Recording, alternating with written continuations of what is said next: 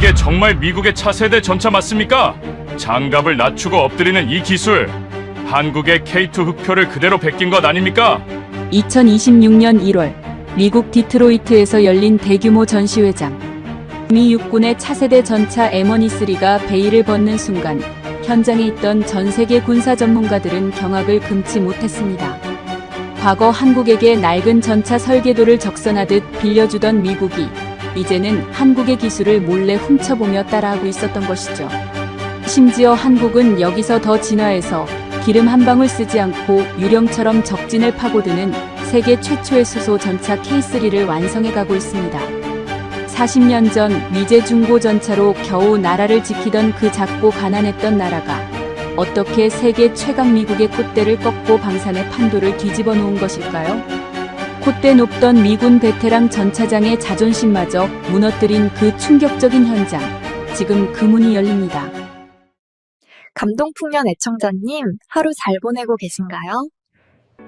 여러분께서 대한민국을 사랑하는 그 귀한 마음, 구독으로 함께 해주세요. 여러분의 마음이 저에게는 아주 큰 힘이 될 거예요. 여러분의 마음, 파이팅! 댓글로 남겨주세요. 기다릴게요. 저는 리처드 밀러입니다. 제 청춘을 미 육군 기갑부대의 상징이자 자랑인 M1 에이브럼스 전차의 조종관을 잡고 지휘하는 전차장으로 보내는 사람입니다. 지금은 군복을 벗고 전 세계 군사무기의 흐름과 기술의 발전을 분석하는 칼럼니스트로 활동하고 있습니다. 전 세계 어느 전쟁터를 가도 가장 두려운 존재는 바로 제가 몰고 다니는 미국의 강철 괴물 M1 에이브럼스 전차입니다. 그 엄청난 굉음과 땅을 울리는 진동을 온몸으로 느끼며 적진을 돌격할 때면 저의 가슴 속에는 세계 최강 미국의 군인이라는 오만할 정도의 자부심이 끓어오르는 것을 느낍니다. 우리 미국이 세계의 질서를 정하고 우리의 무기가 곧 세계의 기준이 되는 현실을 저는 너무나도 당연하게 받아들입니다. 이런 저의 오만한 시선을 잠시 거두고 시간을 훌쩍 뛰어넘어 1970년대의 대한민국이라는 작은 나라를 바라봅니다. 당시 한국이라는 나라는 제 눈에 그저 아슬아슬하고 가여운 존재로 비춰집니다. 북한은 소련으로부터 지원받은 T-60이라는 당시 최고 수준의 최신형 전차를 무려 1600대나 넘게 밀고 내려올 준비를 하는 중입니다. 반면 한국군은 어떻습니까? 미국이 2차 세계대전이 끝나고 얼마 지나지 않아 만들어 쓰다가 버리다시피 한 낡고 병든 중고 전차 M48 패턴 전차를 어떻게든 고쳤으며 간신히 버티는 중입니다. 비유를 하자면 이러합니다. 북한이라는 거대한 적은 최신형 스마트폰을 들고 전 세계와 통신하며 웃고 있는데 한국이라는 작은 나라는 언제 끊어질지 모르는 낡은 삐삐 하나를 손에 꽉 쥐고 덜덜 떨며 싸움터에 나가는 꼴입니다. 미군의 입장에서 그 모습을 보면 솔직히 안타까움을 넘어 실소가 터져나오는 것을 숨길 수가 없습니다. 저런 고철 덩어리로 도대체 무엇을 지키겠다는 것인가? 속으로 혀를 끌듯 차며 비웃음을 흘리는 것이 당시 저를 비롯한 미국 군인들의 솔직한 심정입니다. 하지만 세월이 흘러 지금 세계 최강을 자부하는 저의 심장과도 같은 M1 에이브럼스 전차는 아주 치명적인 저주에 갇혀 신음하는 중입니다. 여러분, 전차가 무엇인지 머릿속으로 한번 그려보십시오. 거대한 대포를 달고 웬만한 총알은 파리처럼 튕겨내는 두꺼운 강철 철판으로 온몸을 빈틈없이 감싼 땅 위의 괴물입니다. 저의 분신인 이 M1 전차의 무게는 무려 67톤에 달합니다. 67톤이 도대체 어느 정도의 무게인지 감이 오시나요? 여러분이 길에서 흔히 보시는 대형 시내버스가 보통 15톤 정도 나갑니다. 이 대형 버스 4대 반을 하나로 꽉꽉 뭉쳐놓은 어마어마한 무게가 바로 이 강철 괴물의 무게인 것입니다. 이 무시무시한 괴물을 아스팔트 도로 위에 그냥 올려놓으면 그 엄청난 하중을 견디지 못하고 도로가 푹푹 주저앉아 버립니다. 고속도로 톨게이트조차 좁아서 통과하지 못해 쩔쩔매는 것이 바로 이 괴물의 현실입니다. 그런데 진짜 무섭고 끔찍한 문제는 이 괴물의 식성입니다. 이 67톤짜리 강철 덩어리가 앞으로 굴러가려면 도대체 기름을 얼마나 마셔대야 하는지 아십니까? 여러분이 평소에 마트나 병원을 가실 때 타는 승용차를 떠올려 보십시오. 보통 100km를 달리는데 기름을 한 7리터 정도 쓰실 겁니다. 한 달에 기름값으로 30만 원 정도가 나가면 그것도 아깝다고 한숨을 푹푹 내쉬는 것이 우리의 일상입니다. 그런데 저의 자랑스러운 이 전차는 100km를 조금 달리는데 무려 890리터의 기름을 물 마시듯 들이켭니다. 승용차의 무려 127배입니다. 여러분이 주유소에서 7만 원어치 가득이요 하고 기름을 넣으실 때 이 전차는 똑같은 거리를 달리기 위해 기름값으로만 무려 900만 원을 허공에 태워버리는 겁니다. 여러분의 자동차가 1km 앞 편의점을 왕복하는데 기름값만 2만 원이 넘게 든다면 도대체 누가 그 차를 타고 다니겠습니까? 출퇴근 한 달 월급이 고스란히 날아가는 꼴입니다. 더욱 참담한 것은 이 괴물의 연료통 크기입니다. 무려 1900리터라는 어마어마한 양의 기름을 가득 채워 넣어도 서울에서 대전까지조차 한 번에 가지 못하고 중간에 헉헉대며 멈춰 서고 마는 것입니다. 그래서 이 강철 괴물들이 전쟁터로 나갈 때는 아주 우스꽝스럽고 치명적인 꼬리표가 따라붙습니다. 바로 기름을 가득 실은 거대한 트럭, 유조차가 그 뒤를 졸졸 따라다녀야만 하는 겁니다. 고속도로에서 기름을 잔뜩 싣고 달리는 그 길고 위험천만한 트럭을 보신 적 있으시죠? 전차 한 대가 움직이는 것이 아니라 수십 대의 전차 부대가 한꺼번에 이동한다고 생각해 보십시오. 이 괴물들의 엄청난 식욕을 감당하기 위해 유조차 10대, 20대가 긴 꼬리를 물고 전차 부대 뒤를 엉금엉금 따라가며 기름을 먹여줘야만 합니다. 갓난아기가 엄마의 탯줄을 끊지 못하고 돌아다니는 것처럼 말입니다. 문제는 바로 이 지점에서 폭발합니다. 총알이 빗발치고 포탄이 터지는 전쟁터에서 가장 연약하고 느려 터진 존재가 바로 이 유조차인 겁니다. 두꺼운 철판으로 감싸진 것도 아니고 굼벵이처럼 느릿느릿 움직이는 이 트럭은 적군의 눈에 가장 먼저 띄는 너무나도 맛있는 먹잇감입니다. 속에는 인화성 기름이 폭탄처럼 가득 차 있으니 적의 작은 총알 한 발만 제대로 맞아도 그야말로 거대한 화염에 휩싸여 펑 하고 터져버리는 화약고나 다름없습니다. 만약 유조차 한 대가 길목에서 터져버리면 어떤 일이 벌어지는지 아십니까? 그 뒤를 졸졸 따라오며 기름을 구걸해야 하는 수십억, 수백억 원짜리 천하무적 전차들이 그 자리에서 모조리 멈춰 서는 겁니다. 기름이 한 방울도 남지 않아 엔진이 차갑게 식어버리는 순간 이 67톤의 강철 괴물은 적군의 대포를 막아주는 움직이는 성벽이 아니라 그저 옴짝달싹 못하고 죽음을 기다리는 거대한 고철 덩어리 관짝으로 전락하고 마는 것입니다. 이 끔찍한 악몽은 그저 제 머릿속의 상상이 아닙니다. 당장 달력을 넘겨 불과 얼마 전인 2026년 2월 28일의 중동 사막을 바라봅니다. 미국과 이스라엘이 이란을 상대로 대대적인 공습을 퍼붓는 참혹한 전쟁터의 한복판입니다.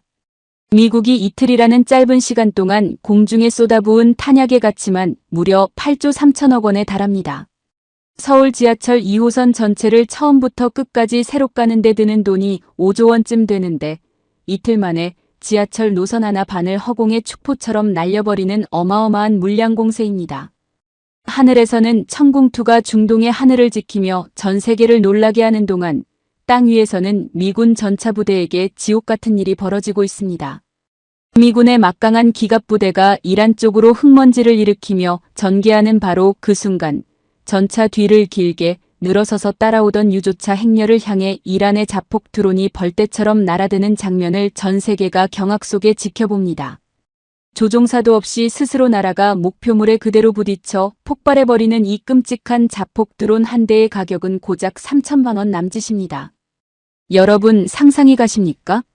고작 3천만 원짜리 장난감 같은 비행기 하나가 거대한 유조차의 옆구리를 들이받고 불바다를 만드는 순간 그 뒤에 있던 수백억 원어치의 최강 미군 전차들이 사막 한가운데서 그저 발만 동동 구르며 고철 덩어리로 변해버리는 이 기가 막힌 현실을 말입니다.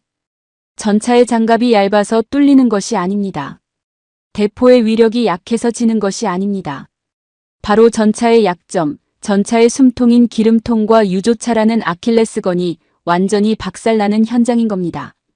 수백억의 철갑을 두르고도 3천만 원짜리 드론 한 방에 숨통이 끊어지는 이 충격적인 모순.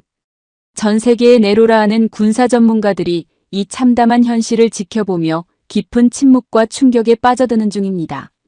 더 이상 기름을 먹는 디젤 전차로는 다음 세대의 전쟁에서 살아남을 수 없다는 절망감이 전 세계 방산 시장을 무겁게 짓누릅니다. 그런데 바로 이 절망의 순간, 세계 최강 미군 전차장 출신인 제 눈동자를 포함해 전 세계 모든 전문가들의 시선이 약속이나 한 듯 지구 반대편 아시아의 작은 반도 대한민국을 향해 미친 듯이 쏠리기 시작합니다. 과거 우리 미국이 쓰다 버린 고철을 줍고 우리가 적선하듯 던져준 도면으로 간신히 탱크를 조립하던 그 작고 가난했던 나라가 이제는 기름 한 방울 쓰지 않는 전차, 미국조차 꿈꾸지 못한 혁명을 준비하고 있다는 충격적인 소문이 들려오기 때문입니다. 이 소문을 처음 접했을 때 저는 헛웃음을 치며 절대 불가능한 일이라고 단언합니다. 방산의 제국 미국도 해결하지 못해 천문학적인 달러를 허공에 태우고 있는 이 지독한 기름의 저주를 도대체 한국이라는 나라가 무슨 수로 끊어낸단 말입니까? 하지만 저의 그 오만하고 섣부른 판단은 곧바로 무참히 박살이 나고 맙니다. 한국은 단순히 기름을 덜 먹는 전차를 만드는 수준이 아닙니다. 이들은 아예 생존의 공식 자체를 백지 상태에서 다시 뜯어고치는 중입니다. 바로 물과 수소만으로 전기를 만들어 달리는 전차, 매연도 굉음도 열기도 없이 유령처럼 전장을 지배하는 새로운 차원의 강철 괴물 K3를 탄생시키려 하는 겁니다. 1970년대 낡은 삐삐를 쥐고 최신 스마트폰과 싸우려던 그 가엾은 나라의 모습이 다시금 제 머릿속을 강렬하게 때립니다. 북한군의 기갑전력 앞에서 공포에 떨며 우리 미군의 처분만 기다리던 그 시절의 한국은 더 이상 존재하지 않습니다. 도대체 지난 40년 동안 저 아시아의 작은 땅덩어리 안에서 무슨 일이 벌어진 것입니까? 어떻게 남의 설계도를 빌려다 겨우겨우 껍데기만 조립하던 나라가 이제는 전 세계 군사력의 판도를 완전히 뒤집어 엎고 가장 높은 곳에서 방산의 규칙을 새로 쓰게 된 것입니까? 저 리처드 밀러, 자존심 하나로 똘똘 뭉쳐 평생을 살아온 미 육군의 베테랑 전차장이지만 이제는 두 눈을 부릅뜨고 그들이 만들어낸 기적의 시작점을 향해 조심스레 발걸음을 옮기는 중입니다. 그 발걸음이 가장 먼저 닿는 곳은 대한민국 방위산업이 뼈를 깎는 고통으로 감내해야 하는 가장 서러운 굴욕의 역사 한복판입니다. 시간을 훌쩍 거슬러 1970년대 중반의 싸늘한 시대로 돌아가 봅니다. 당시 한국이라는 나라는 제 눈에 그저 아슬아슬하고 가여운 존재로 비춰집니다. 북한은 소련으로부터 넘겨받은 T-60이라는 당시 최고 수준의 전차를 무려 1600대나 전방에 배치해두고 당장이라도 휴전선을 뚫고 내려올 기세로 으르렁거리는 중입니다. 반면 한국군이 쥐고 있는 무기는 참담하기 그지없습니다. 우리 미군이 2차 세계대전이 끝난 직후에 쓰다가 버리다시피 한 낡고 병든 중고 전차 M48 패턴 전차를 어떻게든 고치고 떼어가며 간신히 목숨줄을 연명하는 수준입니다. 최신형 스마트폰으로 무장한 거구의 깡패 앞에서 언제 끊어질지 모르는 낡은 삐삐 하나를 손에 꽉 쥐고 덜덜 떨며 서 있는 가녀린 소년의 모습입니다. 이 숨막히는 공포 속에서 한국 정부는 결국 자존심을 모두 바닥에 내려놓고 우리 미국을 찾아와 간절하게 매달립니다. 우리가 돈을 내겠습니다. 제발 당신들의 훌륭한 M60 전차를 우리가 직접 만들 수 있도록 그 기술과 도면을 조금만 나누어 주십시오. 나라를 지키기 위해 피눈물을 흘리며 내미는 절박한 손길입니다. 하지만 세계 최강의 권력에 취해 있는 우리 미국 정부가 그 간절한 호소에 뭐라고 대답하는지 아십니까? 아주 차갑고 단호하게 턱을 치켜들며 딱 한마디를 내뱉습니다. 안 됩니다. 이유조차 제대로 설명해주지 않는 매몰찬 거절입니다. 겉으로는 안보를 운운하지만 속내를 들여다보면 뻔합니다. 우리의 핵심 기술을 순순히 넘겨주었다가는 언젠가 그들이 전차를 만들어 우리의 무기 수출 시장을 위협하는 경쟁자로 커버릴지도 모른다는 얄팍한 계산이 깔려있는 것입니다. 미국의 차가운 거절에 절망의 늪에 빠진 한국은 살기 위해 발버둥치며 방향을 틉니다. 유럽으로 눈을 돌려 서독의 크라우스 마파이라는 전차 제작 회사와 다급하게 손을 잡으려 합니다. 어떻게든 서독의 기술이라도 빌려와 나라를 지킬 강철 방패를 주물러 보겠다는 처절한 몸부림입니다. 끈질긴 협상 끝에 마침내 서독과 계약서에 도장을 찍기 직전의 아슬아슬한 순간까지 도달합니다. 그런데 바로 그 찰나 우리 미국이 다시 그들 사이에 음흉하게 끼어듭니다. 어이 서독놈들하고 놀지 말고 다시 우리랑 합시다. 병 주고 약 주는 것도 아니고 참으로 오만방자하고 무례한 간섭입니다. 하지만 힘없는 한국은 우리의 압박을 거부할 힘조차 없습니다. 결국 1976년 한국은 억울함을 짓누르며 미국의 크라이슬러 디펜스라는 회사에 자국 전차의 설계를 통째로 맡깁니다. 크라이슬러 디펜스가 어떤 곳입니까? 바로 제가 평생을 바쳐 몰고 다니는 세계 최강의 지상 괴물 M1 에이브럼스 전차를 탄생시키는 콧대 높은 회사입니다. 세계 최고가 설계도를 그려준다니 한국인들의 입장에서는 내심 가슴 한편으로 기대를 품는지도 모릅니다. 하지만 여러분, 이 선택은 한국방산 역사상 가장 뼈아프고 눈물겨운 굴욕의 서막입니다. 전차의 뼈대와 밑그림이 되는 도면은 전부 우리 미국인 엔지니어들의 펜 끝에서 그려집니다. 심지어 그 도면을 바탕으로 세상에 처음 만들어보는 시험용 물건, 즉 시제품조차도 한국의 땅이 아닌 미국의 심장부 디트로이트 공장에서 뚝딱뚝딱 조립됩니다. 1983년에 첫 번째 시제품 1호기가 미국 땅에서 굴러나오고 1984년에는 시험용 전차 2대가 더 만들어집니다. 전부 머나먼 이국 땅에서 벌어지는 일입니다. 이것이 도대체 무슨 참담한 의미인지 아십니까? 내 아내와 내 아이들이 비바람을 피하며 안전하게 살아갈 튼튼한 집을 짓고 싶은데 벽돌 한 장 구울 기술조차 없어서 비싼 돈을 싸들고 외국 건축가에게 설계부터 시공까지 몽땅 내맡겨버리는 꼴입니다. 심지어 그 집을 남의 나라 땅에서 다 지은 다음 거대한 배에 싣고 바다를 건너 통째로 배달받는 격입니다. 겉에다가는 한국형 전차라고 번듯하게 문패를 달아놓지만 정작 한국인의 손으로는 기둥 하나 제대로 세워보지 못하는 철저한 남의 집인 것입니다. 그렇게 서름 속에 바다를 건너와 1985년부터 한국의 공장에서 찍어내듯 조립하기 시작하는 전차가 바로 한국군 기갑부대의 뼈대가 되는 K1 전차 일명 88 전차입니다. 1027대라는 어마어마한 물량이 만들어지며 겉보기에는 위풍당당한 군대의 위용을 세워주는 듯 보입니다.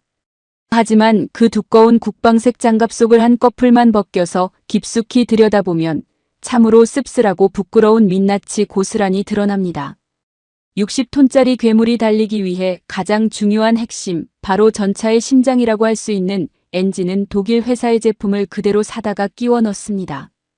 엔진이 만들어낸 그 엄청난 폭발력을 바퀴로 부드럽게 전달해서 전차가 굴러갈 수 있게 해주는 변속기, 자동차로 치면 기어에 해당하는 그 복잡한 부품 역시 철저히 독일산입니다. 자, 냉정하게 상황을 다시 정리해봅니다. 전차의 전체적인 뼈대와 뇌를 구성하는 설계는 미국이 대신해줍니다. 살아서 뛰는 심장인 엔진은 독일 것입니다. 힘을 전달하는 변속기도 독일 것입니다. 그럼 도대체 한국은 여기서 무엇을 하는 것입니까? 그저 커다란 나무 상자에 담겨서 수입된 부품들을 창고에 늘어놓고 설명서에 맞춰 볼트를 꽉꽉 조이고 쇳물로 용접하는 단순한 조립 노동만 하는 것입니다. 이게 무슨 국산 전차냐? 껍데기만 한국산인 깡통 조립품 아니냐? 사방에서 쏟아지는 이 차갑고 날카로운 비아냥 앞에서도 현장의 기술자들은 묵묵히 고개를 숙인 채 입술만 깨물어야 합니다. 반박할 수 없는 사실이기 때문입니다.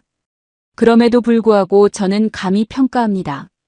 비록 남의 기술을 구거래와 껍데기만 조립하는 보잘것없는 수준이라 할지라도 그 서러운 10년의 세월은 한국에게 너무나도 중요한 자양분이 됩니다. 그들은 처음으로 전차라는 거대한 짐승의 속살을 직접 만져보고 볼트를 조여보고 기계를 돌려보는 귀중한 경험을 쌓는 것입니다. 비유하자면 다리에 힘조차 없는 아기가 부모의 손을 꼭 잡고 부들부들 떨며 생애 첫걸음마를 떼는 것과 같습니다. 수없이 엉덩방아를 찍고 무릎이 까져서 피가 나더라도 일단 자기 두 발로 땅을 딛고 일어서는 그 사실 자체가 훗날 거대한 기적을 쌓아 올릴 단단한 주춧돌이 되는 것입니다. 그렇게 서러운 짝퉁 전차의 세월을 온몸으로 묵묵히 견뎌낸 지 10년, 마침내 1995년의 해가 밝습니다. 한국은 입술에서 피가 나도록 단단히 결심합니다. 이제 더 이상 남의 눈치를 보지 않겠다. 이번에는 진짜 우리 손으로 처음부터 끝까지 우리의 피와 땀으로 온전한 전차를 만들자. 그렇게 한 맺힌 원대한 포부와 함께 시작되는 것이 바로 XK2 프로젝트 훗날 전 세계 방산 시장을 발칵 뒤집어 놓을 K2 흑표 전차의 탄생을 알리는 웅장한 신호탄입니다. 어두운 밤을 가르고 적의 숨통을 끊어놓는 검은 표범처럼 빠르고 강력하게 전장을 지배하겠다는 그들의 도끼는 매섭습니다.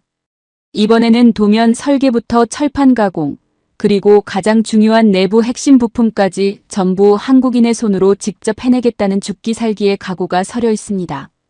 하지만 전차를 만드는 수많은 공정 중에서도 가장 험난하고 무서운 이른바 지옥의 구간이 하나 버티고 있습니다. 바로 전차의 심장, 파워팩을 만들어내는 일입니다. 파워팩이 무엇인지 가장 쉽게 말씀드립니다. 거대한 디젤 엔진과 힘을 조율하는 변속기를 하나로 꽉 뭉쳐놓은 거대한 동력 덩어리입니다. 사람의 몸으로 치면 심장이 쿵쾅거리며 쉴 새 없이 온몸의 혈관으로 뜨거운 피를 뿜어내는 것과 완벽히 똑같습니다. 심장이 단 1초라도 멈추면 사람이 즉사하듯이 포탄이 빗발치고 적진을 향해 돌진하는 전쟁터 한복판에서 파워팩이 고장 나 멈춰버린다면 그 60톤짜리 전차는 도망갈 수도 싸울 수도 없는 거대한 쇳덩어리 무덤이 되고 맙니다. 이 무시무시하고 예민한 심장을 기어이 100% 국산화하겠다고 한국의 두산 인프라코어라는 회사가 겁없이 도전장을 던집니다. 그들의 목표는 무려 1500마력짜리 디젤 엔진입니다. 과거 K1 전차에 꾸역꾸역 들어가는 심장이 1200마력이니 거기서 힘을 무려 300마력이나 더 무식하게 끌어올려야 하는 아찔한 도전입니다. 자동차 마력을 조금 올리는 게 얼마나 뼈를 깎는 고통인지 아시는 분들은 경악할 수치입니다. 그런데 세상에 이 한국의 지독한 기술자들은 밤을 새워가며 기계와 씨름하더니 기어코 이 미친 짓을 성공시킵니다. 펄펄 끓어오르는 압도적인 힘, 진정한 국산 1500마력 심장을 불길 속에서 끄집어내는 데 성공하는 것입니다. 솔직히 이때 우리 미군 전문가들도 속으로 놀라움을 감추지 못합니다. 하지만 진짜 끔찍한 비극은 전혀 예상치 못한 곳, 바로 변속기에서 터지고 맙니다. 60톤짜리 거대한 강철 괴물을 자유자재로 움직이게 하는 전차의 변속기는 여러분이 출퇴근할 때 타는 승용차의 그 얌전하고 부드러운 기어와는 아예 태생부터가 다른 돌연변이 괴물입니다. 1500마력이라는 폭발적인 불길 같은 힘을 단 한 방울도 흘리지 않고 온전히 받아내서 시내버스 4대 반 무게의 쇳덩어리를 시속 70km로 미친 듯이 질주하게 만들어야 합니다. 평평한 아스팔트 위를 달리는 게 전부가 아닙니다. 낭떠러지 같은 가파른 진흙탕 급경사를 굉음을 내며 기어오르고 적의 미사일을 피하기 위해 바닥이 파일 정도의 급제동과 급회전을 수없이 반복해야 하는 끔찍한 지옥의 환경을 견뎌내야 합니다. 승용차 기어가 동네 골목길을 사뿐사뿐 산책하는 수준이라면 전차 변속기는 거대한 바위를 짊어지고 태풍이 몰아치는 산맥을 전력 질주하는 격입니다. 당시 이 변속기 분야의 절대적인 1인자는 독일의 랭크라는 회사고 전 세계 거의 모든 전차가 이 콧대 높은 독일제 변속기 앞에 순한 양처럼 무릎을 꿇고 있습니다. 그런데 감히 조립이나 하던 한국이 이 거대한 독일의 명성에 도전장을 내는 겁니다. 한국의 S&T 중공업, 지금은 이름이 바뀌어 S&T 다이내믹스라고 불리는 회사가 이 피 말리는 임무를 떠맡습니다. 코피를 쏟아가며 쇳가루를 마시는 피눈물 나는 연구 끝에 마침내 변속기 시제품을 깎아 만들고 드디어 운명의 날 내구도 검사라는 무시무시한 심판대에 이 국산 변속기를 올립니다. 내구도 검사가 무엇이냐면 이 변속기가 실제 전쟁터에 나갔을 때 고장 없이 얼마나 오랫동안 악착같이 버텨주는지를 극한의 상황까지 몰아붙이며 시험하는 아주 잔인한 통과 의뢰입니다. 당시 한국 국방부가 내건 합격의 기준선은 자비 없는 320시간입니다. 320시간 동안 단 한 번의 잔고장도 단 1초의 멈춤도 없이 미친 듯이 굴러가야만 비로소 합격이라는 도장을 받는 것입니다. 시험장에 모여 숨죽이는 수많은 한국 기술자들의 창백한 표정을 한번 상상해 보십시오. 두 손을 꽉 쥐고 며칠 밤낮을 뜬 눈으로 지새우며 괴성을 지르는 변속기 모터 소리에 온 신경을 집중합니다. 모니터의 숫자가 100시간을 넘어 200시간을 돌파하고 300시간 고지를 밟으며 목표를 향해 한 걸음씩 다가갈수록 그들의 심장도 심하게 요동칩니다. 이제 거의 다 왔다. 조금만, 제발 조금만 더 버텨다오. 속으로 수천 번 수만 번 애원하며 기도를 올리는 그 찰나의 순간. 쾅! 믿을 수 없는 비극의 파열음이 시험장에 울려 퍼집니다. 굉음을 내던 국산 변속기가 그 엄청난 스트레스를 끝내 버티지 못하고 덜컥 결함을 일으키며 싸늘하게 멈춰 서버리는 것입니다. 도대체 몇 시간 만에 멈추는 것일까요? 모니터에 찍힌 숫자는 야속하게도 306시간입니다. 목표인 320시간에서 고작, 정말 고작 14시간이 모자랍니다. 단 14시간. 300시간이 넘는 긴 시간 동안 그 지옥 같은 테스트를 훌륭하게 견뎌내 놓고 합격 도장을 찍기 불과 반나절을 앞두고 기계가 죽어버리는 것입니다. 기계가 멈춘 시험장에 우두커니 서 있는 한국 기술자들의 심정이 어떨지 저는 감히 짐작조차 할 수 없습니다. 42km의 지옥 같은 마라톤을 발톱이 빠지고 숨이 턱끝까지 차오르도록 죽어라 뛰었는데 결승선 테이프를 불과 100m 앞두고 다리에 쥐가 나 바닥에 고꾸라져 버리는 그 참담한 심정을 세상 어떤 단어로 표현하겠습니까? 무릎을 꿇고 주저앉아 기름진 바닥을 주먹으로 내리치며 통곡하는 그들의 뜨거운 눈물방울이 눈앞에 아른거립니다. 하지만 전쟁의 현실은 그들의 눈물을 닦아주지 않을 만큼 너무나도 냉혹합니다. 포탄이 날아드는 전쟁터에서는 단 1시간의 결함, 1분의 멈춤이 수백 명의 아까운 목숨을 앗아갈 수 있기에 그단 14시간의 모자람 때문에 306시간의 피땀은 물거품이 되고 국산 변속기에는 가차없이 붉은색 탈락 낙인이 찍히고 맙니다. 결국 세상을 놀라게 하겠다며 야심차게 준비하는 K2 흑표 전차는 처참하게 자존심을 구깁니다. 1차 양산, 2차 양산, 심지어 3차 양산에 이르기까지 기나긴 세월 동안 엔진은 국산으로 억지로 끼워 맞추지만 정작 바퀴를 굴리는 변속기는 또다시 그 콧대 높은 독일제 제품을 천문학적인 돈을 주고 사와서 굽신거리며 끼워 넣어야 하는 쓰디쓴 굴욕을 맛봅니다. 엔진은 우리 심장이 뛰지만 기어는 남의 나라 심장을 빌려 쓰는 아주 기형적인 반쪽짜리 국산 전차가 되어버리는 것입니다. 사방에서 날선 비판과 뼈아픈 조롱이 쏟아집니다. 이것 봐라, 역시 한국은 안 돼. 전차의 핵심 심장 하나 온전히 자기 손으로 못 만드는 조립국가 주제에 무슨 자주국방이냐. 그 모욕적인 말들이 기름때 묻은 작업복을 입고 일하는 기술자들의 가슴에 시퍼런 비수처럼 꽂힙니다. 더욱 기술자들을 서럽게 만드는 현실은 따로 있습니다. 부품 단 하나라도 남의 나라 기술에 목을 맨다는 것은 곧 자주국방의 주권을 고스란히 빼앗기는 것과 완벽히 똑같습니다. 천문학적인 혈세와 피땀을 쏟아부어 K2 전차를 멋지게 만들어 놓고도 이것을 외국에 수출해서 돈을 벌려고 할 때마다 독일 정부를 찾아가 굽실거리며 허락 도장을 받아야만 하는 상황에 처합니다. 만약 독일이 팔짱을 끼고 우리 독일제 변속기 들어갔으니 그 나라에는 팔지 마. 라고 고개를 저으면 한국은 다 만들어 놓은 그 비싼 전차를 창고에 먼지가 쌓이도록 썩혀야만 하는 기가 막힌 노예 같은 처지입니다. 내 국민의 세금과 내 기술자의 땀으로 만드는 내 물건인데 팔고 싶어도 팔지 못하고 남의 나라 정치권의 눈치만 살살 봐야 하는 신세. 이것이 바로 핵심 기술을 온전히 가지지 못한 조립국가가 감내해야 하는 뼈저린 눈물입니다. 자, 보통의 평범한 나라, 평범한 사람들이라면 이쯤에서 두 손 두 발 다 들었을 겁니다. 그 치욕적인 비웃음과 도저히 넘을 수 없어 보이는 14시간의 거대한 벽 그리고 독일의 교만한 통제 앞에서 완전히 좌절하고 포기하는 것이 상식입니다. 그래, 우리 주제에는 여기까지다. 그냥 편하게 돈 주고 독일제 사서 쓰자. 라며 현실과 비겁하게 타협하는 것이 훨씬 쉬운 길이니까요. 하지만 여러분, 저는 여기서 대한민국이라는 나라, 한국인이라는 민족의 진짜 무서운 진면목을 발견합니다. 그들은 무너지지 않습니다. 그들은 포기라는 단어를 사전에 지워버리는 무서운 독종들입니다. 쏟아지는 조롱을 비료 삼고 서러운 피눈물을 엔진의 연료 삼아 그들은 다시 어두운 작업장으로 터덜터덜 돌아가 묵묵히 차가운 스패너를 고쳐줍니다. 볼트를 풀고 깎고 다시 조이고 수천 번 실패하며 기름때 묻은 손으로 땀을 훔칩니다. 바로 이 처절하고 캄캄한 바닥에서부터 훗날 우리 미국마저 굴복시키고 전 세계 방산의 역사를 통째로 뒤바꿀 거대한 대반전의 불씨가 무섭게 타오를 준비를 하는 것입니다. 그 캄캄한 절망 속에서 한국의 기술자들은 짐을 싸서 집으로 돌아가는 대신 다시 기름때 묻은 도면을 펼칩니다. 306시간에서 멈춰버린 그 저주받은 변속기를 완전히 산산조각 냅니다.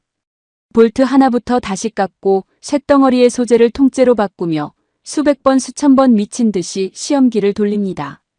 코피를 쏟으며 기계 옆에서 쪽잠을 자는 그들의 눈빛에는 기필코 반쪽짜리 조립국가의 꼬리표를 떼어내고야 말겠다는 무서운 도끼가 서려 있습니다. 그리고 마침내 운명의 시간이 다가옵니다. 달력을 넘겨 2024년 10월 28일 한국의 무기 도입을 결정하는 최고 회의 기구인 방위사업추진위원회가 열립니다. 숨막히는 정적 속에서 방망이가 탕탕탕 울리며 한국방산 역사에 영원히 기록될 역사적인 결정이 내려집니다. K2 흑표 전차 4차 양산분부터 전량 국산 변속기를 장착한다. 바로 S&T 다이내믹스가 피눈물로 만들어낸 그 변속기입니다. 단 14시간이 모자라 눈물을 삼켜야 했던 그 회사가 끝끝내 포기하지 않고 지옥에서 살아 돌아와 기어이 합격 도장을 받아내는 순간입니다. 해가 바뀌어 2025년 2월 3일 S&T 다이내믹스가 방위사업청과 정식으로 변속기 공급 계약서에 서명을 합니다. 여러분, 이게 도대체 무슨 뜻인지 아십니까? 드디어 60톤짜리 강철 괴물 K2 전차의 심장인 파워팩이 100% 완전한 국산화에 성공하는 역사적인 날입니다. 전차를 움직이는 거대한 엔진도 한국의 두산이 만들고 그 폭발적인 힘을 바퀴로 전달하는 변속기도 한국의 S&T가 만듭니다. 30년이 넘는 긴 세월 동안 굽실거리며 남의 나라에 손을 벌려 빌려 쓰던 전차의 심장을 마침내 온전히 한국인의 피와 땀으로 빚어내어 장착하는 겁니다.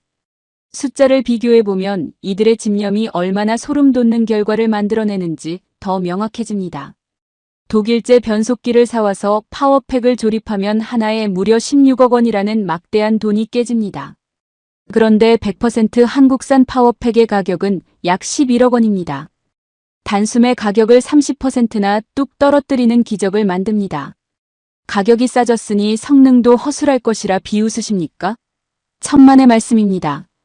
무려 140개에 달하는 가혹한 성능평가 항목을 깐깐하게 비교해본 결과 콧대 높은 독일산과 완벽하게 동등한 괴력을 뿜어냅니다. 하지만 가장 위대하고 통쾌한 변화는 가격도 성능도 아닙니다. 바로 완벽한 자유입니다. 이제 한국은 그 누구의 눈치도 보지 않습니다. 독일이 팔짱을 끼고 허락을 한 해 만에 훈수를 두던 굴욕적인 시대는 영원히 끝납니다. 100% 내 기술, 내 심장으로 만든 전차이기에 전 세계 어디든 한국이 원하는 곳에 원하는 만큼 마음껏 전차를 내다 팔 수 있는 완벽한 자주국방의 주권을 되찾는 것입니다. 그리고 이 완벽한 기술 독립이 완성되자마자 전 세계 방산 시장이 지각 변동을 일으키며 믿을 수 없는 대박이 터집니다. 유럽의 한복판, 지도상으로 독일과 국경을 맞대고 있는 바로 옆 나라 폴란드에서 아주 다급하게 전화벨이 울립니다. 유럽에는 자타공인 세계 최고라 불리는 독일의 레오파르트 전차가 떡하니 버티고 있습니다. 폴란드 입장에서는 그냥 국경만 넘어가면 마트에서 물건 사듯 독일 전차를 사올 수 있습니다. 그런데 폴란드는 자기 집 앞마당에 있는 세계 최고의 독일 전차를 거들떠보지도 않고 지구 반대편 아시아의 한국을 향해 손을 뻗습니다. 한국의 K2 흑표 전차를 무려 1000대나 사겠다고 도장을 찍어버리는 겁니다. 1000대라니 상상조차 안 되는 어마어마한 물량입니다. 1차 계약으로 180대가 넘어가며 약 4조 5천억 원의 돈벼락이 떨어지고 곧이어 2025년 8월에 2차 계약으로 또다시 180대가 확정되며 약 9조 원이라는 천문학적인 액수가 추가됩니다. 1차와 2차를 합치면 자그마치 13조 5천억 원. 대한민국 방산 수출 역사상 단일 무기로는 역대 최대 금액이라는 대기록이 쓰여집니다. 13조 5천억 원이 어느 정도인지 감이 안 잡히신다면 인천국제공항의 거대한 제2여객 터미널을 처음부터 끝까지 새로 짓는 데 들어간 돈이 약 4조 9천억 원입니다. 그 어마어마한 공항 터미널을 2개 반이나 번쩍번쩍하게 지을 수 있는 엄청난 돈을 오직 전차 하나 팔아서 쓸어 담는 겁니다. 유럽의 폴란드가 왜 최고급 독일 전차를 놔두고 한국의 K2를 선택하는 것일까요? 깐깐한 서양인들의 지갑을 열게 만든 이유는 세 가지, 너무나도 완벽하고 압도적인 장점 때문입니다. 첫째는 가성비입니다. 독일 레오파르트 전차 한 대를 사려면 무려 450억 원을 줘야 하지만 한국의 K2는 그 절반도 안 되는 200억 원이면 충분합니다. 둘째는 미친 듯한 속도입니다. 콧대 높은 독일은 지금 계약해도 전차를 받으려면 몇 년을 하염없이 기다려야 한다고 배짱을 부립니다. 반면 한국은 계약서에 잉크가 마르기도 전인 단 3개월 만에 1차 물량을 항구로 밀어내는 기적의 로켓 납기 속도를 보여줍니다. 셋째, 가장 중요한 성능입니다. 북대서양조약기구, 즉 나토의 실전 같은 군사훈련에서 K2 흑표가 우리 미국, 독일, 프랑스의 네로라는 1등 전차들을 상대로 우위를 점하며 압도적인 성적표를 보여주는 겁니다. 가격은 반값인데 배달은 석 달 만에 오고 싸움은 제일 잘하는 전차. 폴란드가 한국을 고르지 않을 이유가 단 하나도 없는 완벽한 승리입니다. 자, 여기까지만 들어도 306시간에서 멈춰섰던 한국의 서러운 역사가 얼마나 찬란하게 보상받는지 가슴이 벅차오르실 겁니다. 하지만 여러분, 진짜 소름이 돋고 제 입을 떡 벌어지게 만드는 통쾌한 역전극은 지금부터 시작됩니다. 당장 달력을 2026년 1월로 돌려봅니다. 저의 조국 미국의 자동차 심장부 디트로이트에서 거대한 오토쇼가 열립니다. 전 세계 자동차 회사들이 번쩍이는 신차를 자랑하는 화려한 행사장에 난데없이 카키색 위장 도색을 한 거대한 강철 괴물 하나가 육중한 굉음을 내며 등장합니다. 카메라 플래시가 미친 듯이 터지고 관람객들이 앞다투어 스마트폰을 꺼내듭니다. 바로 우리 미 육군이 자랑스럽게 내놓은 차세대 전차 M1E3가 전 세계 앞에 처음으로 그 베일을 벗는 순간입니다. 현재 제가 모는 M1 에이브럼스의 피를 이어받은 미국의 아들 전차입니다. 그런데 현장에서 이 최신형 미군 전차를 뚫어지게 분석하던 저를 포함한 전 세계 군사 전문가들의 두 눈이 튀어나올 만큼 커집니다. 뭔가 아주 이상합니다. 우리가 만든 이 M1E3 전차 곳곳에서 지구 반대편 한국의 K2 흑표 전차에서 보았던 아주 익숙한 핵심 기술들이 그대로 박혀있는 것을 발견한 겁니다. 가장 시선을 잡아끄는 충격적인 장면이 하나 펼쳐집니다. 공개된 사진 속 거대한 미군 전차가 짐승처럼 차체를 바닥까지 낮추며 납작하게 엎드리는 겁니다. 이것이 무슨 기술이냐면 전차가 달리면서 차체의 높낮이를 실시간으로 자유자재로 바꾸는 최첨단 서스펜션 시스템입니다. 언덕 뒤에 숨어서 적을 노려볼 때는 바닥에 딱 붙어 납작하게 엎드리고 깊은 도랑이나 장애물을 건널 때는 다리를 번쩍 들어 올려 앞을 치켜 세웁니다. 비유하자면 날렵한 고양이가 사냥감을 노릴 때 몸을 납작하게 낮추고 숨죽이다가 점프할 때 벌떡 일어나는 것과 완벽히 똑같은 원리입니다. 전차가 이 부드러운 유압식 무릎을 꿇고 일어나는 놀라운 기술을 세상에서 가장 먼저 실전에 배치해서 능수능란하게 써먹고 있는 전차가 도대체 누구인지 아십니까? 바로 한국의 K2 흑표입니다. 한국이 전 세계 오리지널 원조입니다.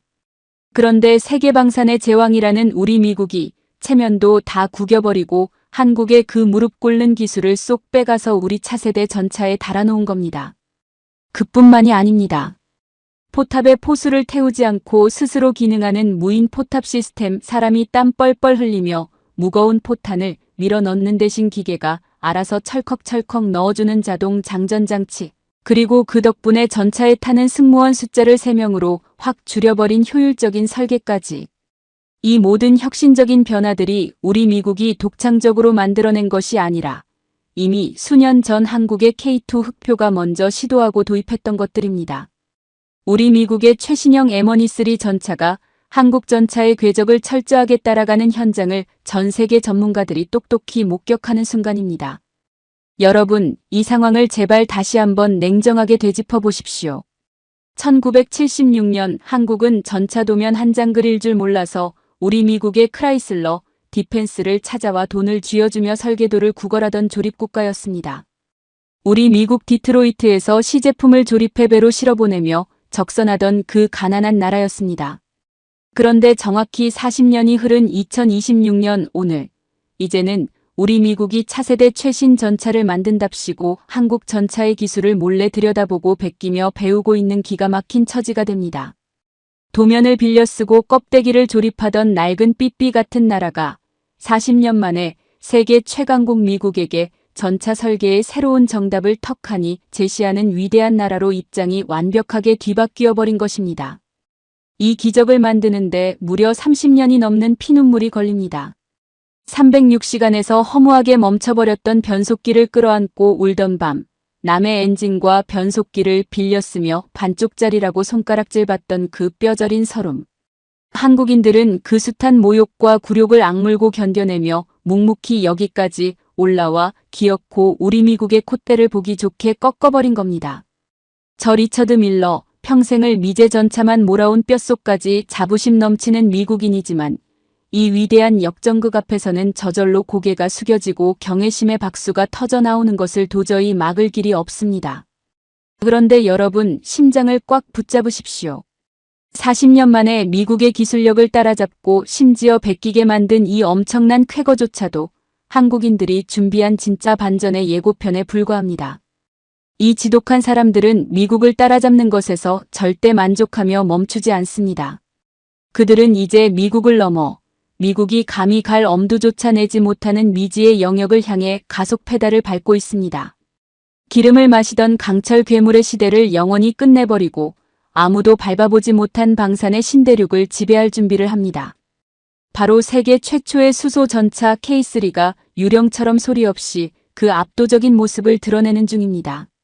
그 압도적인 실체의 첫 단추는 2023년 10월 서울에서 열리는 대규모 무기 전시회 아덱스 한복판에서 끼워집니다. 현대로템이 아주 조용히, 그러나 세상에서 가장 묵직한 모형 하나를 전 세계 전문가들 앞에 툭 던져놓습니다. 바로 K3 전차의 축소 모형입니다. 그 모형을 처음 마주하는 순간 저를 비롯한 수많은 군사 전문가들의 두 눈은 믿을 수 없다는 듯이 휘둥그레집니다. 우리가 알고 있는 투박하고 각진 강철 덩어리의 모습이 아예 아닙니다. 겉면이 믿을 수 없을 만큼 매끈하고 날렵해서 마치 하늘을 지배하는 최첨단 스텔스 전투기를 그대로 땅 위에 내려놓은 것 같은 기가 막힌 형상입니다. 2025년 7월에 시제기 개발에 공식 착수하고 2040년 실전 배치를 목표로 하는 이 K3가 도대체 왜 우리 미국마저 두 손 두 발 다 들게 만드는 괴물인지 그 소름 돋는 이유를 하나씩 분석해드립니다. 핵심은 딱 하나, 전차의 심장 자체가 완전히 다른 차원의 물건으로 바뀝니다. 디젤 기름을 먹는 엔진을 미련 없이 통째로 뽑아내버리고 그 자리에 수소 연료 전지라는 미지의 심장을 박아 넣습니다. 수소 연료 전지가 무엇인지 아주 쉽게 풀어드립니다. 여러분, 학창시절에 우리가 매일 마시는 물을 H2O라고 배우시는 것을 기억하십니까? 바로 수소와 산소가 합쳐진 것이 물입니다. K3의 심장은 수소를 들이마시고 공기 중에 산소와 결합시켜서 스스로 전기를 만들어내는 마법 같은 장치입니다. 수소를 넣으면 엄청난 전기가 뿜어져 나오고 찌꺼기로는 시냇물처럼 깨끗한 물만 뚝뚝 떨어집니다. 그것이 끝입니다. 검은 매연도 없고 수백 도에 펄펄 끓는 배기가스도 없고 땅을 울리는 엔진의 굉음조차 완벽하게 사라집니다. 오직 깨끗한 물과 무한한 전기 에너지뿐입니다. 이 조용한 수소 심장이 60톤짜리 전차에 들어가면 포탄이 빗발치는 전쟁터의 룰은 통째로 뒤집어집니다. 첫 번째 기적, 저의 M1 에이브럼스 전차를 그토록 괴롭히던 최악의 약점, 유조차 꼬리표가 영원히 소멸합니다. 100km를 가는데 기름 890리터를 퍼마시며 뒤에서 기름차 수십 대가 쫓아와야만 살 수 있던 디젤 전차의 비참한 숙명이 사라지는 겁니다. 기름을 아예 한 방울도 안 쓰니 유조차가 따라다닐 필요가 없고 유조차가 터져서 수백억짜리 전차가 고철이 되는 끔찍한 악몽에서 완벽하게 해방됩니다. 전차 스스로가 온전한 자유를 얻는 겁니다. 두 번째 기적은 적의 간담을 서늘하게 만드는 은밀함입니다. 지금의 디젤 전차는 달릴 때마다 수백 도의 뜨거운 배기가스를 내뿜습니다. 캄캄한 한밤중에도 적의 열감지 적외선 카메라로 쓱 훑어보면 마치 깜깜한 방 안에서 뻘겋게 타오르는 손난로를 켜고 있는 것처럼 전차의 위치가 환하게 다 들통납니다. 하지만 수소전차는 열이 거의 나지 않습니다. 적외선 카메라로 아무리 눈을 씻고 찾아봐도 차가운 땅바닥과 온도가 똑같아서 아예 보이지를 않습니다. 손난로를 아예 꺼버린 겁니다. 게다가 무식하게 쿵쿵거리는 엔진 폭발음도 없습니다. 화학 반응으로 전기를 만드니 미끄러지듯 고요합니다. 디젤 전차가 뜨거운 입김을 씩씩 뿜으며 달려드는 야생사자라면 K3 수소 전차는 발소리 하나, 숨소리 하나 없이 어둠 속에서 등 뒤로 다가오는 공포의 유령입니다. 매끈한 외형 덕분에 레이더 전파마저 튕겨내버리니 눈으로도 안 보이고 열로도 안 잡히고 소리도 안 들리고 레이더에도 안 걸리는 완벽한 투명 망토를 두른 강철 괴물입니다. 이 유령 같은 몸집에 올라타는 무기는 더 잔인하고 강력합니다. 지금 세계 전차들의 표준 주포가 120mm인데 반해 K3는 130mm라는 어마어마한 대포를 얹습니다. 다른 전차들이 주먹으로 퍽퍽 때릴 때 K3는 거대한 쇠망치로 머리를 부숴버리는 수준으로 위력을 50%나 끌어올립니다. 무시무시한 인공지능이 적을 먼저 찾아내 자동으로 조준하고 교전거리는 무려 8km에 달합니다. 서울역 광장에서 대포를 쏘면 여의도 63빌딩 한가운데를 정확히 관통하는 상상 초월의 사거리입니다. 심지어 사람의 목숨을 가장 귀하게 여겨 포탑에는 아예 사람을 안 태우고 승무원 3명은 차체 깊숙한 보호 캡슐 안에 안전하게 숨깁니다. 자폭 드론이 포탑의 정통으로 꽂혀서 터져도 사람의 목숨은 끄떡없는 구조입니다. 이 괴물이 단 한 번 수소를 가득 채우고 달릴 수 있는 거리는 무려 500km입니다. 제가 모는 미군의 M1 에이브럼스가 기름을 1900리터나 목구멍까지 채워넣고도 서울에서 대전조차 못 가 헐떡거리며 멈춰설 때 한국의 K3 전차는 서울에서 출발해 뒤도 안 돌아보고 부산까지 단숨에 질주해버립니다. 우리 미국이 차세대 전차랍시고 만든 M1E3가 기름 엔진에 전기 모터를 억지로 섞어서 이제 기름을 50%나 줄였다. 라며 우쭐댈 때 한국은 가소롭다는 듯이 50%가 아니라 기름 자체를 100% 완벽하게 소멸시켜버립니다. 미국이 남은 반쪽짜리 기름통을 붙잡고 낑낑거리는 동안 한국은 백지 상태에서 다음 세대의 정답을 새로 그려버리는 것입니다.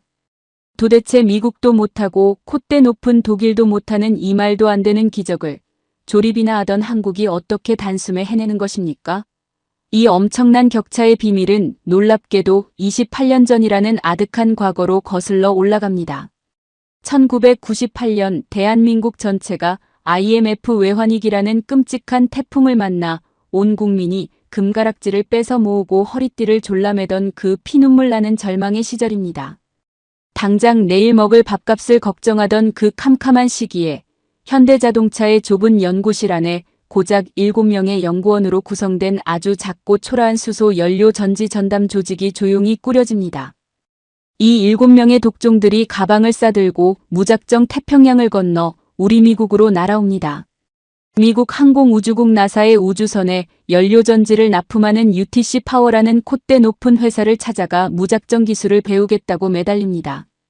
전 세계 어느 자동차 회사도 수소차는 돈이 안 된다며 거들떠보지도 않던 시절입니다. 사방에서 그게 당장 돈이 됩니까? 제정신입니까? 라는 날카로운 비웃음이 쏟아집니다. 하지만 당시 정몽구 회장이 아주 두꺼운 보고서 서류를 탁자 위에 묵직하게 내려놓으며 남긴 전설적인 한마디가 불씨를 지핍니다. 100대를 만들어도 100대가 전부 다르게 나와도 좋습니다. 돈 걱정은 일절하지 말고 실패해도 좋으니 일단 무조건 만들어 보십시오. 아무도 걷지 않는 시베리아 벌판의 꽁꽁 언눈 밭에 대한민국이 전 세계 최초로 첫 발자국을 쾅 하고 찍어버리는 순간입니다. 그렇게 맨땅에 헤딩하며 시작된 도전은 2000년 산타페 수소차를 거쳐 2013년 마침내 전 세계를 경악시킵니다. 일본의 토요타와 독일의 벤츠라는 쟁쟁한 자동차 제국들을 모조리 짓밟고 한국이 세계 최초의 양산형 수소 전기차 투싼 iX35를 공장 라인에서 미친 듯이 찍어내기 시작한 겁니다. 당시 일본과 독일의 콧대 높은 엔지니어들이 넋을 잃고 한국 놈들이 우리보다 먼저 해버렸다며 머리를 감싸쥐고 탄식을 내뱉습니다. 2018년에는 넥소라는 2세대 수소차가 등장해 전 세계 도로를 누빕니다.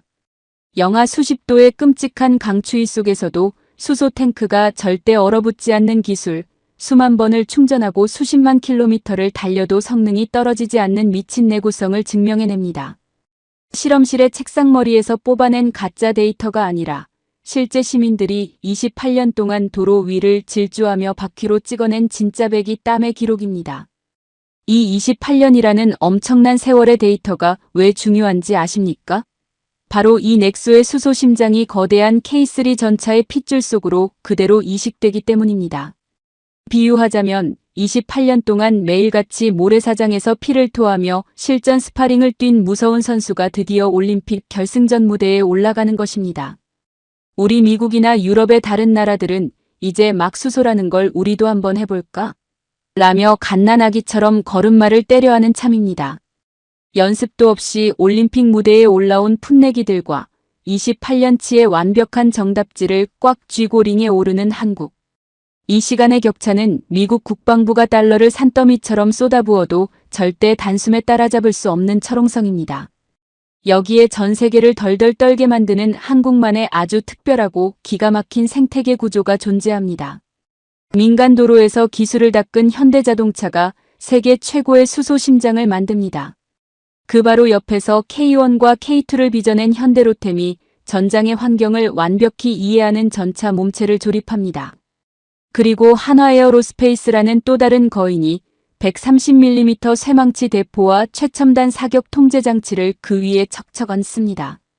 수소 심장과 전차 몸체와 파괴적인 무장이 대한민국이라는 단 하나의 지붕 아래에서 마치 정밀한 레고 블록을 맞추듯 완벽하게 톱니바퀴를 돌리는 겁니다.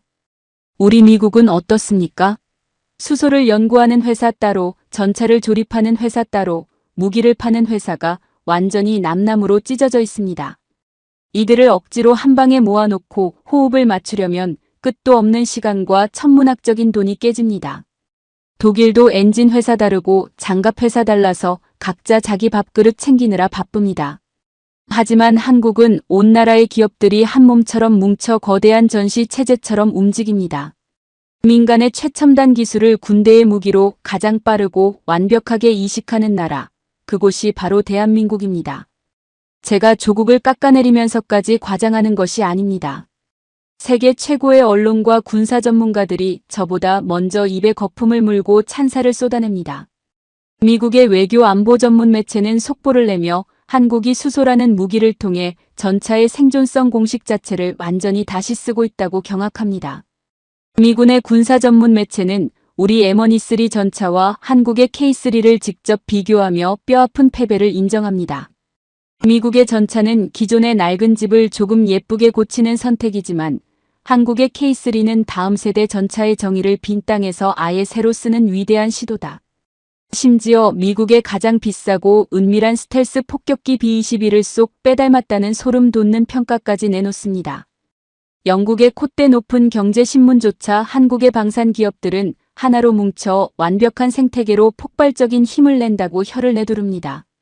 전 세계의 권위자들이 약속이나 한 듯 한국이 전쟁의 흐름을 싹둑 끊어버리고 판을 뒤집는 결정적인 한 수를 던졌다라며 일제히 기립박수를 보냅니다.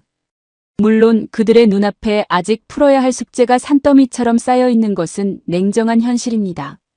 전국의 주유소가 10,000개가 넘지만 수소 충전소는 고작 200개 남짓인 열악한 인프라, 포탄이 쏟아지는 전선까지 수소 탱크를 어떻게 안전하게 실어 나를 것인지, 탱크가 포탄을 맞았을 때 정말 터지지 않고 버틸 수 있는지 의심하는 시선도 많습니다. 하지만 한국은 이마저도 이미 비웃듯 대비하고 있습니다. K3에 들어가는 수소 저장 탱크는 머리카락보다 가늘고 철보다 몇 배나 강한 탄소 섬유를 겹겹이 칭칭 감아 만든 세계 최고 수준의 고압 탱크입니다. 넥소가 이미 증명했듯 적의 실탄을 정통으로 맞아도 한 번에 터지지 않고 서서히 압력을 빼내는 마법 같은 설계가 이미 끝난 상태입니다. 그들은 머뭇거리지 않고 다음 스텝을 밟습니다. 2025년 10월 현대로템은 전차에 들어갈 수소 심장을 블랙베일이라는 작은 무인 차량에 먼저 꽂아넣고 시험 주행을 해버립니다. 단 한 번의 충전으로 서울에서 대구까지의 거리인 350km를 소리 없이 질주하는데 가뿐하게 성공합니다. 심지어 K3를 위해 만든 이 수소 심장을 내고 블록 떼어내듯 쏙 뽑아서 곁에 있는 장갑차에도 끼우고 자주포에도 끼우고 보급 트럭에도 끼웁니다. 전차 딱 하나를 만드는 것을 넘어서서 대한민국 군대 전체를 소리 없는 수소군단으로 통째로 물들여버리겠다는 무서운 큰 그림을 척척 완성해 나가고 있는 것입니다. 숨소리조차 들리지 않는 유령 전차 K3가 완성되는 그날, 세계 방산의 권력은 완벽하게 아시아의 작은 반도로 넘어갈 것입니다. 1980년대 우리 미국의 도면을 구걸하며 디트로이트에서 시제품을 조립해 배로 실어오던 가난하고 서러웠던 나라. 이제는 우리 미국이 그들의 전차 도면을 몰래 훔쳐보고 벤치마킹을 하며 한술 더 떠 수소 전차라는 미지의 신대륙을 향해 우리보다 먼저 깃발을 꽂고 질주합니다. 이 엄청난 기적을 도대체 누가 만들었습니까? 1998년 세상이 미쳤다고 비웃을 때 밤을 새워 수소 연료를 연구한 7명의 현대자동차 연구원들입니다. 단 14시간이 모자라 눈물을 흘리고도 포기하지 않고 수천 번 볼트를 다시 깎은 S&T의 독종 기술자들입니다. 새벽 4시 창원 공장의 캄캄한 어둠 속에서 용접 불꽃을 별빛 삼아 쇠를 깎고 조립하던 수많은 대한민국의 아버지들입니다. 검색창에 이름을 쳐도 나오지 않고 뉴스 한 줄에 실리지 않는 그 거친 손들의 땀방울이 모여 미국을 굴복시키고 폴란드의 잭팟을 터뜨리며 마침내 땅 위를 지배할 유령 전차를 빚어낸 것입니다. 천궁이 하늘의 룰을 뒤집었다면 이제 K3가 땅의 룰을 영원히 바꿔놓을 것입니다. 남의 설계도를 빌려 쓰던 서러운 조립국가에서 전 세계 방산의 설계도를 새로 그리는 제국이 되기까지 무려 40년이라는 억겁의 세월이 걸렸습니다. 이것은 결코 하늘에서 뚝 떨어진 기적이 아닙니다. 포기라는 단어를 찢어버린 위대한 한국인들이 피투성이가 된 맨발로 한 걸음씩 뚜벅뚜벅 걸어와 기어이 완성해낸 눈물겨운 승리의 서사시입니다. 그 지독하고 위대한 집념 앞에 우리 미국을 비롯한 전 세계는 조용히 무릎을 꿇고 찬사를 바칠 준비를 하고 있습니다. 여러분, 오늘 들려드린 미국 베테랑 전차장 리처드 밀러의 충격적인 고백, 어떻게 들으셨습니까? 단순히 무기 하나 잘 만들어서 수출 대박을 터뜨렸다는 가벼운 자랑거리가 절대 아닙니다. 오늘 이 이야기 속에는 우리가 세상을 바라보는 눈을 한층 더 넓혀줄 아주 중요한 과학적 배움과 역사적 통찰이 담겨 있습니다. 보통 수소차라고 하면 그저 매연이 나오지 않는 착한 친환경 자동차 정도로만 생각하시기 쉽습니다. 하지만 방위산업, 즉 생사가 오가는 전쟁의 세계에서 수소 기술은 그 자체가 적의 숨통을 단번에 끊어버리는 가장 무서운 비대칭 첨단 무기가 됩니다. 왜 그럴까요? 기존의 디젤 전차는 기름을 불태워 폭발시키는 내연기관입니다. 필연적으로 펄펄 끓는 수백 도의 열기와 땅을 울리는 굉음, 그리고 시커먼 매연이 발생할 수밖에 없습니다. 하지만 K3 전차의 심장인 수소 연료 전지는 기름을 태우는 야만적인 방식이 아닙니다. 전차의 탱크에 있는 수소와 우리 눈에 보이지 않는 공기 중의 산소를 아주 조용히 결합시켜서 그 화학 반응으로 스스로 전기를 만들어내는 마법 같은 과학 원리입니다. 이 놀라운 화학 반응의 결과물은 오직 순수하고 깨끗한 물뿐입니다. 불꽃을 터뜨리지 않으니 엔진의 굉음이 아예 없고 펄펄 끓는 배기가스 대신 차가운 물만 뚝뚝 떨어지니 적의 열화상 카메라에도 절대 잡히지 않는 것입니다. 지난 100년 동안 인류의 전쟁을 지배했던 것은 기름이었습니다. 중동의 유전을 차지하기 위해 피를 흘렸고 기름을 나르는 유조차가 전쟁의 승패를 갈랐습니다. 하지만 이제 대한민국은 기름이 지배하던 낡은 시대를 영원히 끝내고 스스로 무한한 에너지를 만들어내는 수소의 시대로 전 세계 방산의 규칙을 멱살 잡고 끌고 가고 있는 것입니다. 방위산업에서의 기술 독립이라는 것은 단순히 외국에 낼 부품값을 아끼는 차원이 아닙니다. 내 나라의 목숨줄과 에너지 주권을 두 번 다시 남의 손에 쥐어주지 않겠다는 가장 거룩하고 주권적인 행위라는 것을 이 K3 수소 전차가 우리에게 완벽하게 가르쳐주고 있는 것입니다. 돌이켜보면 참으로 기가 막히고 눈물겨운 세월이었습니다. 불과 40년 전 낡은 삐삐 같은 고철 전차를 끌고 공포에 떨면서 도면 한 장 그릴 줄 몰라 미국에 비싼 돈을 쥐어주며 기술을 구걸해야 했던 작고 초라했던 나라. 변속기 부품 하나 온전히 못 만들어 306시간 만에 주저앉아 펑펑 피눈물을 쏟아야 했던 그 서러운 껍데기 조립 국가가 이제는 세계 최강 미국의 콧대를 완전히 꺾어버리고 새로운 방산의 규칙을 써내려가는 군사강대국으로 우뚝 섰습니다. 여러분, 이 엄청난 대역전극이 도대체 어떻게 가능했을까요? 이것은 결코 하늘에서 뚝 떨어진 요행이나 기적이 아닙니다. 바로 지금 이 영상을 보고 계신 우리 어르신들께서 그 혹독하고 가난했던 보릿고개의 시절을 맨몸으로 부딪혀 버텨내셨기 때문입니다. 아무것도 없던 전쟁의 잿더미 위에서 캄캄한 새벽부터 까만 기름때 묻은 작업복을 입고 가족을 위해 그리고 이 나라를 위해 밤낮 없이 구슬땀을 흘리며 헌신해 주신 어르신들의 그 거칠고 투박한 손이 있었기에 가능한 일이었습니다. 남에게 아쉬운 소리하지 않고 당당하게 내 나라를 지킬 수 있는 지금의 이 눈부신 국방력은 모두 이 나라를 일구신 어르신들의 고귀한 피땀과 눈물 어린 희생 위에 굳건하게 세워진 금자탑입니다. 평생을 바쳐 이 나라를 지켜내신 어르신들의 숭고한 노고에 다시 한번 고개 숙여 진심으로 깊은 감사의 말씀을 올립니다. 미국 베테랑 전차장의 입마저 떡 벌어지게 만든 대한민국의 자랑스러운 전진은 앞으로도 절대 멈추지 않을 것입니다. 여러분의 따뜻한 응원과 애정 어린 관심이 바로 이 채널을 흔들림 없이 지탱하는 가장 큰 원동력입니다. 오늘 K3 전차의 통쾌한 이야기를 들으시고 가슴 한편이 묵직하게 뭉클해지셨다면 구독과 좋아요 버튼을 꾹 눌러 큰 힘을 보태주십시오. 그리고 아래 댓글창에 어르신들의 살아있는 지혜와 이 나라를 향한 벅찬 자부심을 자유롭게 나누어 주세요. 대한민국 참 장하다. 우리 기술자들 참으로 고생했다 남겨주시는 그 따뜻한 글귀 하나하나가 밤새워 대한민국을 연구하는 우리 후대들에게는 천금보다 귀한 가르침과 칭찬이 될 것입니다. 차디찬 시베리아 벌판 같던 척박한 세상에서 아무도 걷지 않은 험난한 눈밭을 가장 먼저 걸어오시며 대한민국의 탄탄대로를 열어주신 위대한 세대 여러분. 오늘도 참으로 고생 많으셨습니다. 당신은 언제나 그리고 앞으로도 영원히 변함없는 우리 대한민국의 가장 큰 자랑입니다. 날이 찹니다. 늘 따뜻한 식사 제때 꼭 챙겨 드시고 언제나 건강하고 평안하십시오. 지금까지 여러분의 웅장한 심장을 울리는 감동 풍년이었습니다. 시청해주셔서 고맙습니다.